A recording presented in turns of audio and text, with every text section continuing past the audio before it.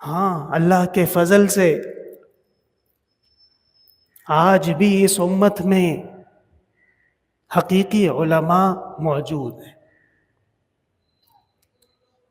اور آج بھی اس امت کے مستقبل کی فکر کرنے والے امت محمدیہ کے پروانے موجود ہیں۔ 70-75 سال کی عمر میں حضرت مفتی محمد تقی عثمانی مقدس ظلہ العالی پیرانہ سالی میں بزرگی کی عمر میں کیسے امت کی فکر کے بارے میں فکر مند، اور کیسے ان کو غم محسوس ہو رہا ہے، کیسے ان کو تکلیف ہوتی ہے مسلمانوں کی حالت پہ، اور 80 سال 75 سال کی عمر میں ایسا جذبہ، دشمن کو ایسی للکار اور دشمن کو ایسا چیلنج کرنا، یہ قوت ایمانی کا منہ بولنا ثبوت ہے۔ ہمارے بڑے بڑے نام نہاد لیڈر اور بڑے بڑے نام نہاد ہمارے کمانڈرز، انہوں نے بھی، جن کا کام ہی جذبہ ہے، جن کا کام ہی مسلمان فوج کو متحرک رکھنا ہے، لیکن افسوس یہ ہے کہ ان کی طرف سے بھی ہمیں ویسا رسپانس نہیں ملا، ویسا جواب نہیں ملا جو 80 سال کے ایک بزرگ عالم کی طرف سے مل رہا ہے۔ یہ وہ فرق ہے، اور یہ ہمارا تو امتیاز ہے، یہ کوئی ہمارے لیے کارنامہ نہیں ہے، اور امت پر کوئی احسان نہیں ہے۔ اورنگزیب عالمگیر کو اور بعد میں آنے والے بادشاہان کو برٹش انڈیا اور ایسٹ انڈیا کمپنی سے خبردار کرنے والے اور ہوشیار کرنے والے کون تھے؟ حضرت شاہ ولی اللہ رحمۃ اللہ علیہ۔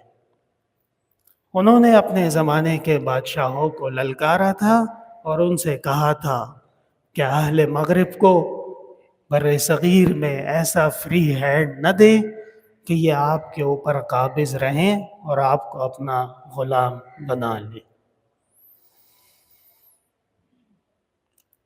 اور پیرانہ سالی میں بزرگی کی عمر میں حضرت شیخ الہند رحمۃ اللہ علیہ انگریز سے بغیر کسی جان کے پرواہ کیے، بغیر کسی اپنے مستقبل کی فکر کیے ٹکراتے تھے۔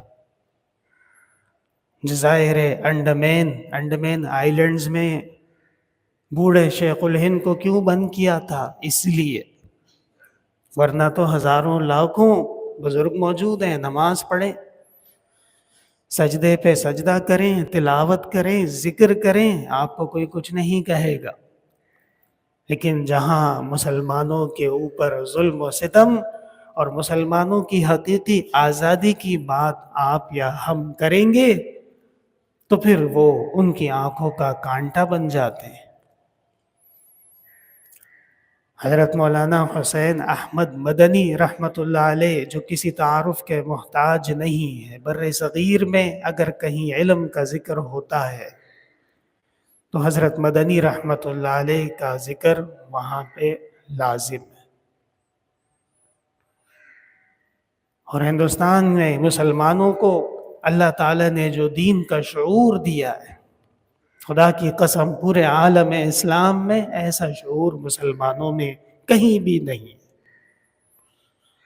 مکہ اور مدینہ کی عظمتیں ہمارے سر آنکھوں پہ، کوئی شک نہیں کہ اس روئے زمین پہ افضل ترین مکان وہ مکہ مکرمہ مدینہ منورہ ہے، لیکن وہاں کے مسلمانوں کو بھی ایسی پابندیوں کا دوچار کر دیا گیا ہے کہ صرف اور صرف حکمرانوں کی مرضی کا دین ان کو بتایا جاتا ہے، جو دین حکمرانوں کی مرضی کا نہیں ہے وہ ان کو بتانا جرم۔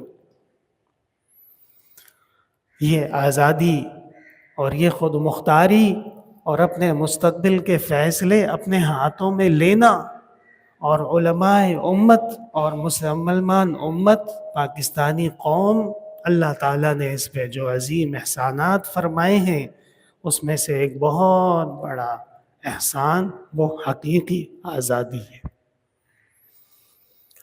لیکن اس حقیقی آزادی کو ہائی جیک کر لیا گیا ہے، اغوا کر لیا گیا ہے، اور دوبارہ سے ہمیں ایک خاص طبقے نے، ایک خاص سوچ نے، جو افسوس کے ساتھ ہمیشہ ہم پہ مسلط رہے،